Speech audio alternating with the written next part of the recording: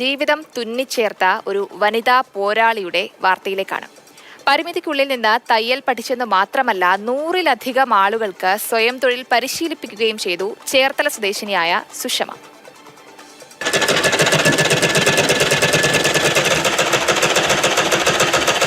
ചേർത്തല തിരുനെല്ലൂർ സ്വദേശിനിയായ സുഷമയ്ക്ക് ജന്മനാ വലതുകൈയില്ലായിരുന്നു.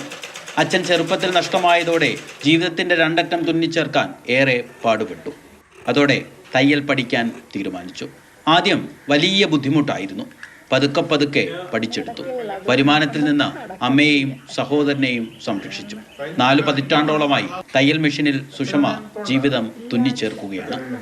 ജന്മനാ തന്നെ കൈ ഇങ്ങനെയാണ്. ഇപ്പം ഞാൻ തയ്ക്കണില്ല. എനിക്ക് ഡോക്ടർ പറഞ്ഞ് തയ്ക്കരുതും, തയ്ക്കാൻ വയ്യ, കൈക്ക് തേയ്മാനാണ്, അതുകൊണ്ട് തയ്ക്കരുതെന്ന് പറഞ്ഞ കാരണം ഇപ്പം തയ്ക്കണില്ല.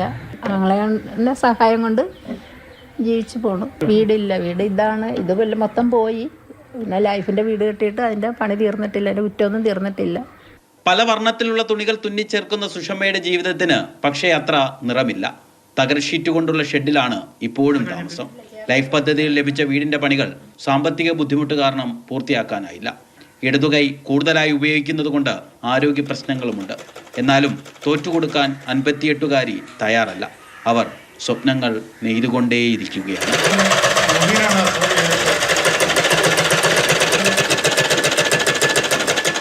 മാതൃഭൂമി ന്യൂസ്, ആലപ്പുഴ. എന്തായാലും സുഷമ വലിയൊരു മാതൃക തന്നെയാണ്. നമുക്കിപ്പം രഘുനാഥ് നാരായണൻ ചേരുന്നുണ്ട്. രഘു, സുഷമ ഒറ്റ കൈകൊണ്ടാണ് ഇത്രയും കാര്യങ്ങൾ ചെയ്യുന്നത്. ഒരു വലിയ പ്രചോദനം തന്നെയാണല്ലേ പരിമിതികൾ മറികടന്നുള്ള സുഷമയുടെ ഒരു ജീവിതം. ഇത്തരത്തിലുള്ള ആളുകളെ ഭിന്നശേഷിക്കാർ എന്ന് വിളിക്കാൻ തുടങ്ങിയിട്ട് അധികം നാൾ ആയിട്ടില്ല. അക്ഷരാർത്ഥത്തിൽ ഇവരെ ശരിക്കും വിളിക്കാൻ പറ്റുന്ന പേര് തന്നെ അത് തന്നെയാണ്, ഡിഫറൻ്റ്ലി ഏബിൾഡ്. ഇത്തരത്തിലുള്ള ആളുകളെ നമുക്ക് ധാരാളം അറിയാം. നമുക്കറിയാവുന്ന ഒരു 90% ആളുകൾക്കും ഇതേപോലെ സുഷമയെ പോലെ വ്യത്യസ്തമായ കഴിവുകളുള്ള ആളുകൾ തന്നെയാണ്.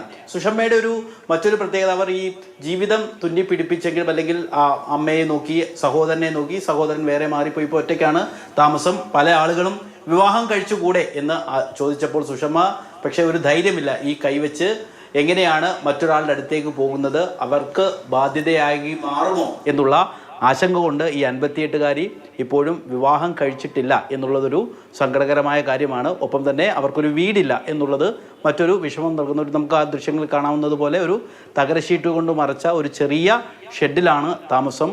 മറ്റ് ചില സാമ്പത്തിക ബുദ്ധിമുട്ടുകൾ ഉള്ളതുകൊണ്ട് വീടിൻ്റെ പണി പൂർത്തിയാക്കാൻ ആയിട്ടില്ല. അങ്ങനെയൊക്കെയുള്ള ധാരാളം പ്രശ്നങ്ങളുണ്ട്. അപ്പോഴും നമ്മൾ ഒരു 40 വർഷം മുൻപത്തെ ഒരു സാമൂഹ്യ അവസ്ഥയൊക്കെയാണ് ആലോചിക്കേണ്ടത്. ഇത്തരത്തിലുള്ള ആളുകളോടൊക്കെ എങ്ങനെയാണ് സമൂഹം പെരുമാറിയെന്നൊക്കെ നമുക്ക് ഊഹിക്കാവുന്നതേ ഉള്ളൂ.